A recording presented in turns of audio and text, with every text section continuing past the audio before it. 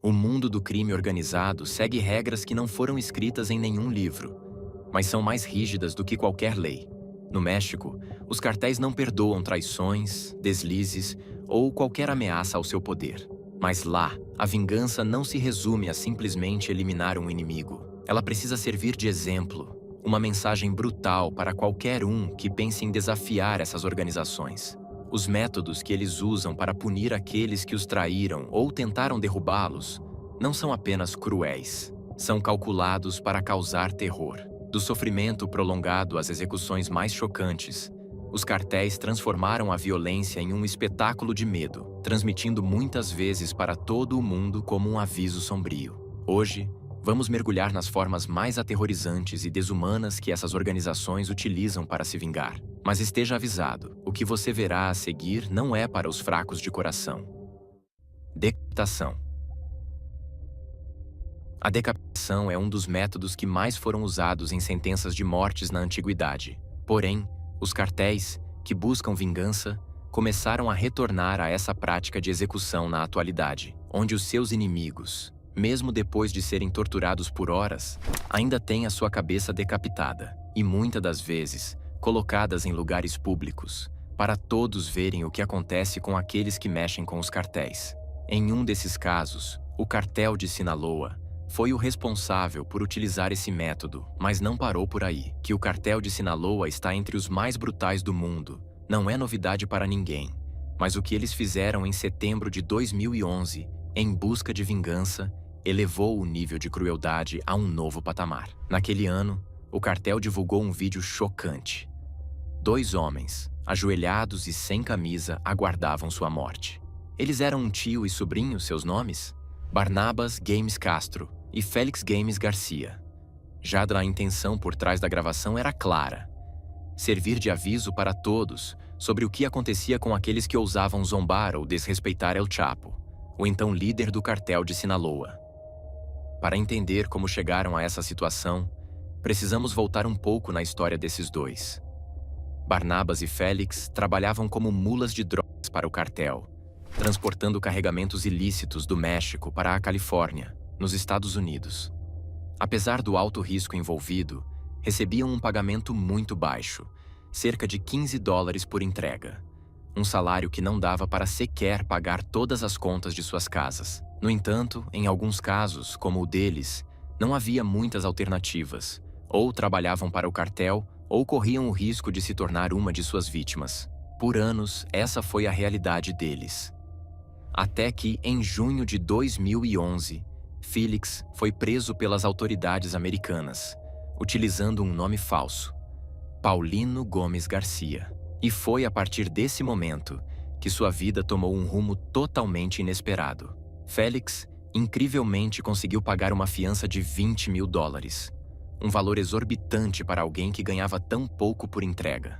Essa discrepância levantou suspeitas dentro do cartel, pois era evidente que o dinheiro não havia saído deles. E mesmo que nunca tenha sido comprovado, os chefes do cartel de Sinaloa acreditavam que Félix tinha colaborado com as autoridades americanas, possivelmente entregando informações sobre as rotas de tráfico, e assim conseguiu ser liberado. El Chapo se sentiu pessoalmente traído. Para ele, as mulas eram apenas peças descartáveis, a escória dentro da hierarquia do cartel.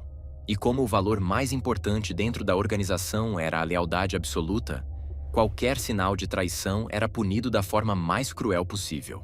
Logo, El Chapo começou a procurar a sua vingança.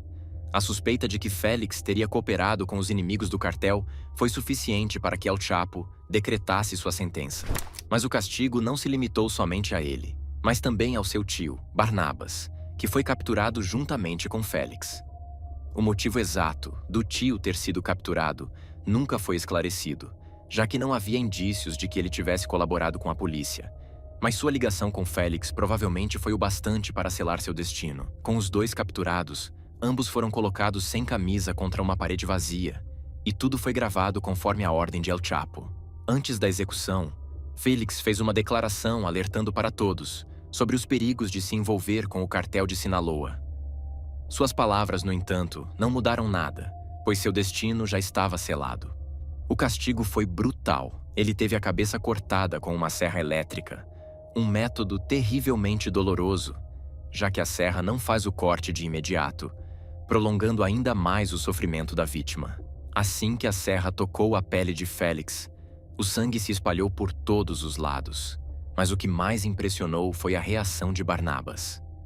O tio, mesmo ajoelhado ao lado de seu sobrinho e testemunhando tudo, permaneceu quieto, sem demonstrar qualquer desespero, como se nada estivesse acontecendo.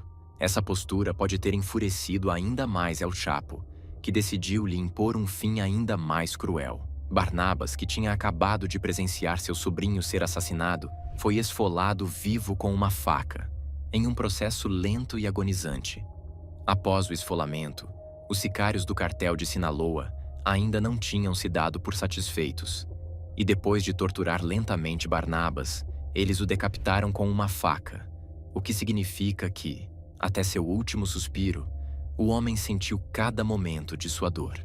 Apesar de Félix e Barnabas não serem inocentes, o vídeo chocou o mundo. 3 aspectos tornaram essa gravação ainda mais perturbadora: a reação impassível de Barnabas ao ver o sobrinho ser decapitado, a tortura prolongada antes de sua morte e a demonstração extrema de brutalidade usada pelo cartel para buscar vingança e também enviar uma mensagem. Mais do que um simples castigo, o vídeo foi um aviso brutal para qualquer um que ousasse trair o cartel de Sinaloa. A mensagem era clara: ninguém desafia El Chapo e sai impune. Tortura psicológica. Nem sempre uma vingança tem que ser especificamente infligida na pessoa responsável pela traição. Às vezes, quem sofre são as famílias das pessoas envolvidas. Uma das práticas mais cruéis e desumanas empregadas por praticamente todos os cartéis do México é, sem dúvida, a tortura psicológica. Essa forma de violência não se limita a simples ameaças ou intimidações verbais. Pelo contrário, ela se manifesta de maneiras extremamente sofisticadas e perversas, com o objetivo de quebrar a vítima mental e emocionalmente antes mesmo de qualquer agressão física. A estratégia mais devastadora envolve o uso de familiares e entes queridos como instrumentos de coerção. Cartéis como Los Zetas, o Cartel Jalisco Nueva Generación, o Cartel de Sinaloa e muitos outros recorrem a essa tática com frequência, cientes de que a dor psicológica pode ser ainda mais destrutiva do que a física. Quando desejam se vingar, obter informações, impor medo ou simplesmente demonstrar poder, esses grupos não hesitam em sequestrar parentes das vítimas, submetendo-os a cenas de extrema violência diante de seus olhos. Mas não para por aí. Há casos onde a família inteira das pessoas que mexeram com os cartéis são brutalmente assassinadas, sem sequer conseguir se defender. O terror se manifesta de forma gradual e meticulosa.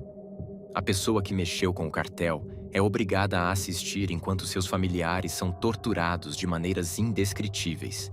Desmembramentos a sangue frio, espancamentos brutais, abusos sexuais e até execuções públicas, muitas vezes com métodos como queimaduras, mutilações ou estrangulamento. O objetivo não é apenas arrancar informações, mas aniquilar qualquer resquício de resistência emocional, transformando a vítima em uma sombra de si mesma. A tortura psicológica praticada pelos cartéis não se limita ao momento do ato. Ela deixa marcas profundas e permanentes na mente das vítimas sobreviventes, muitas das quais jamais conseguem se recuperar totalmente do trauma. Para aqueles que são poupados, a sensação de culpa, impotência e desespero pode ser um tormento pior do que a própria morte. Embora outras formas de tortura, como choques elétricos, afogamentos e mutilações, sejam igualmente aterrorizantes, a tortura psicológica se destaca por ser uma das mais perversas. Ela não apenas amplifica o sofrimento físico, mas também transforma o medo em uma arma de controle absoluto. É por isso que os cartéis mexicanos a utilizam como uma de suas principais ferramentas de vingança. Porque ela não apenas destrói indivíduos, mas também desestabiliza comunidades inteiras, espalhando o terror de forma incontrolável. Esquartejamento. Embora todos os tópicos desta lista sejam formas terríveis de morrer, o esquartejamento se destaca como uma das mais brutais. No caso dos cartéis, Essa prática não era usada apenas para facilitar o transporte e ocultação dos corpos, mas como um método de tortura extrema para arrancar informações de maneira cruel, lenta e dolorosa, e se vingar de pessoas que traíram a sua confiança.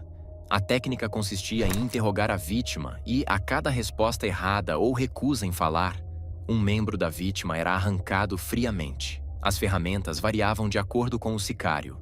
Alguns escolhiam facas afiadas, machados ou, em casos extremos, até serras elétricas, uma das formas mais preferidas de El Chapo. O sofrimento era potencializado pela enorme descarga de adrenalina no corpo da vítima. O choque e a agressão física eram tão intensos que muitas vezes a pessoa morria antes mesmo de sofrer ferimentos fatais, como uma forma do cérebro proteger o organismo da dor insuportável.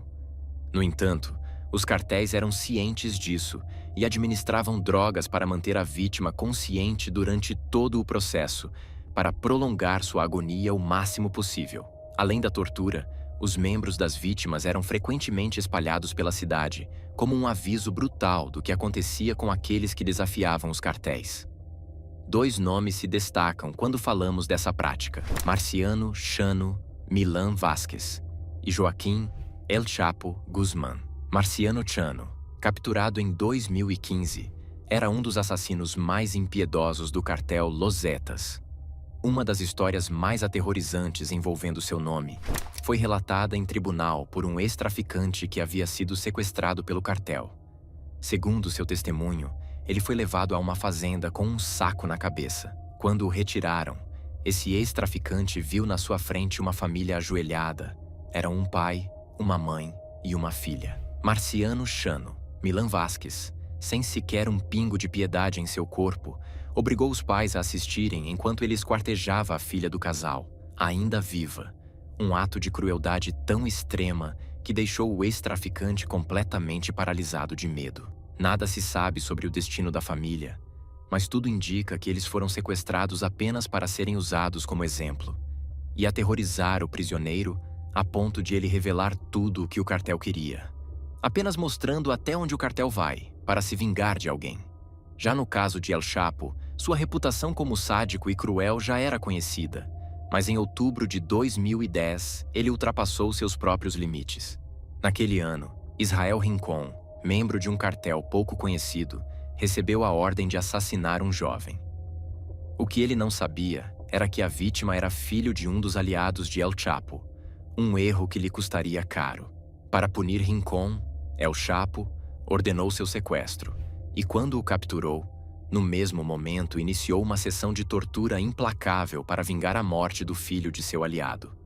A dor dessa tortura era tanta que a vítima desmaiava repetidamente. Mas El Chapo havia pensado em tudo. Ele tinha contratado um médico cuja única função era manter Rincon. Consciente a qualquer custo, esse médico ficava ao lado da vítima, aplicando substâncias que o impediam de perder os sentidos. E por horas, isso funcionou. Seu objetivo era fazer o homem sofrer ao máximo antes de morrer, pois a vingança não era apenas para o cartel, mas era para um de seus aliados que havia perdido um filho. Então, esse caso em específico precisava ser ainda mais cruel. Após um longo período de tortura, quando Rincon já estava à beira da morte, seus membros foram cortados um a um, até que finalmente o homem não aguentou e morreu. Mas a crueldade de El Chapo não parou aí. Para garantir que sua mensagem fosse clara e recebida por todos, El Chapo ordenou que os membros esquartejados da vítima fossem espalhados pelo bairro onde ele morava, deixando claro que ninguém deveria desafiar o cartel de Sinaloa, mexer com aliados de El Chapo ou interferir em seus negócios. E mesmo que Rincon não fosse um cidadão de bem, a morte dele realmente é algo que chega a dar um calafrio na espinha. Em pensar que os cartéis possam ser tão criativos quando querem ser cruéis. Espancamento. Chega a ser estranho falar isso, mas de todos nessa lista, o espancamento acaba sendo um dos menos cruéis. Bom, isso é o mundo dos cartéis. Quando algum cartel quer se vingar de alguém que os traiu, eles possuem algumas formas de fazer isso. Mas em casos específicos, os sicários resolvem deixar ainda mais pessoal e tirar a vida das vítimas com literalmente as próprias mãos. Nesses casos, as vítimas também não possuem a chance de se defender. Elas são amarradas, enquanto dezenas de sicários as espancam brutalmente até a morte. Nesse mundo do crime, um dos casos mais conhecidos é o caso de Carlos El Cholo Henrique Sanches. Sentado diante de 5 homens fortemente armados, Carlos El Cholo Henrique Sanches encarava seu destino. Atrás dele estavam aqueles que um dia foram seus companheiros de cartel no temido Cártel de Jalisco Nueva Generación, ou CJNG. No vídeo, El Cholo se despede e pede desculpas ao cartel que um dia serviu fielmente. Mas por que ele estaria nessa posição e fazendo isso? Carlos El Cholo ingressou no CJNG ainda jovem e, ao longo dos anos, construiu uma trajetória violenta dentro da organização criminosa. Sua brutalidade e frieza chamaram a atenção do líder do cartel, Nemésio Oseguera Cervantes, conhecido como El Mencho, um dos homens mais temidos do México e um dos criminosos mais procurados do mundo. El Cholo se tornou um dos tenentes mais influentes do CJNG, recebendo ordens diretas de El Mencho e executando-as com precisão e perfeição. Juntos, espalharam terror pelo país, eliminando rivais com uma crueldade que fez do cartel um dos mais poderosos do México. Mas como um homem que ocupava uma posição tão privilegiada acabou naquele vídeo completamente vulnerável? El Cholo não estava satisfeito com sua posição dentro do cartel. Ele não se via como um subordinado de El Mencho, pelo contrário, acreditava estar no mesmo nível ou até mesmo acima dele. Com essa ambição, resolveu tomar uma decisão muito ousada: romper laços com o cartel e formar sua própria organização criminosa. E em 2017, ele e outro ex-tenente do CJNG, chamado Eric Valência Salazar, fundaram o Nueva Plaza Cartel, com o objetivo de destruir o império de El Mencho. Ambos possuíam o conhecimento e a influência para transformar o novo grupo em uma grande potência no mundo do crime. No entanto, a traição de El Cholo não passou despercebida. Muito pelo contrário, aquilo chamou a atenção diretamente de seu ex-chefe. El Mencho, enfurecido, não segurou nada e declarou guerra contra o Nueva Plaza Cartel, no mesmo instante, e prometeu eliminar os traidores que uma vez foram seus braços direito. A rivalidade entre os dois cartéis mergulhou o México em mais um conflito sangrento, onde a maior parte das vítimas foram civis inocentes pegos no fogo cruzado. Apesar dos constantes ataques, El Mencho não conseguia de jeito algum capturar El Cholo, o que apenas alimentava sua raiva. A tensão aumentou ainda mais quando os homens do Nueva Plaza Cartel conseguiram assassinar Marcos Hernández, o chefe da contabilidade do CJNG.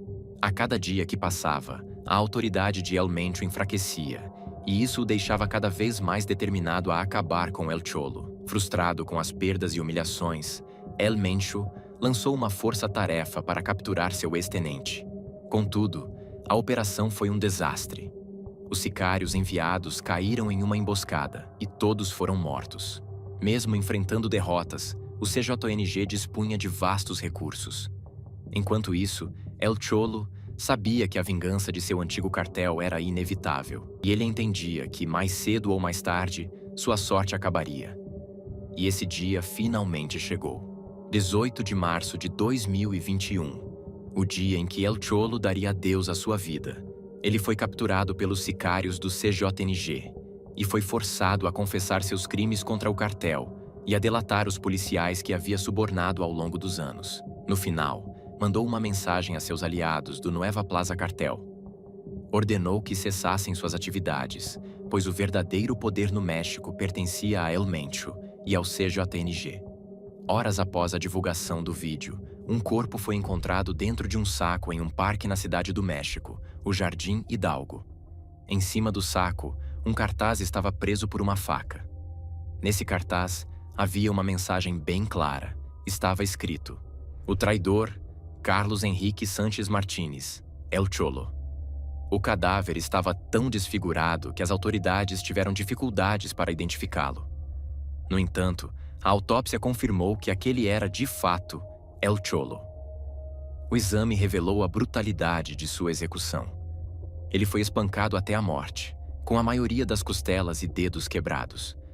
Mas o que mais chocou os investigadores foi a ausência de sua língua, um símbolo da traição que ele havia cometido. Como golpe final dessa execução, 3 tiros foram disparados contra sua cabeça. Porém, na autópsia, foi descoberto que esses 3 disparos foram feitos após sua morte, apenas para finalizar o serviço.